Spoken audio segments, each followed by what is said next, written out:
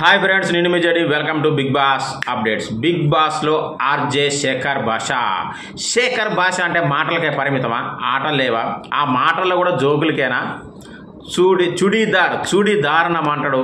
ఆ 3 ఎందుకు రాదు అంటే 3 రా అంటాడు రాత్రి. ఇక ఆ బన్నుని గరం చేయొద్దు, లేకపోతే అది చేస్తే బంగారం అయిపోద్ది అంటాడు. ఇలాంటి జోకులతోనే నెట్టకొస్తాడా? ఆట లేదా, మాట లేదా, తిరగబడేది లేదా? నాకైతే జోకులు అయితే ఎక్కువగానే వేస్తున్నాడు, కానీ ఆట మాట లేదు అనిపిస్తుంది. పైగా ఈ జోకులు కూడా ఎంతమందికి కనెక్ట్ అవుతున్నాయి కామెంట్ చేయండి. నాకైతే ఓకే, మరీ ఎక్కువ కాదు తక్కువ కాదు, బట్ ఆటల్లో మాటలు ఇంకా స్పీడ్ పెంచాలి అనుకుంటున్నాను. ఎందుకంటే ఆయన ఉన్న క్రేజ్ చాలా ఎక్కువ క్రేజ్ ఉంది, ఎక్స్పెక్టేషన్ కూడా ఎక్కువ ఉంది, ఫ్యాన్స్ కూడా చాలామంది ఉన్నారు. మన దాంట్లోనే వర్షు అనే ఒక ఆమె ఉంది. ఇంతకుముందు బాగా ఫిట్గా మంచిగా ఉండేది, బాగా సన్నబడిపోయాడు. ఏంది రీజన్, ఏమైనా ఉందా హెల్త్ ఇష్యూస్ అని నన్ను అడిగింది. ఏమో నాకు తెలియదు, డైటింగ్ ఏమో అని నేను అనుకున్నా.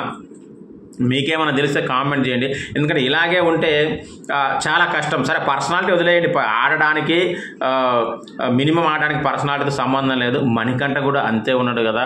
సో మరి శేఖర్ భాష నుంచి నేను కోరుకునేది ఒకటే, ఆటని పెంచండి, ఇంకా మాట్లాడేదాన్ని పెంచండి, వాదించండి.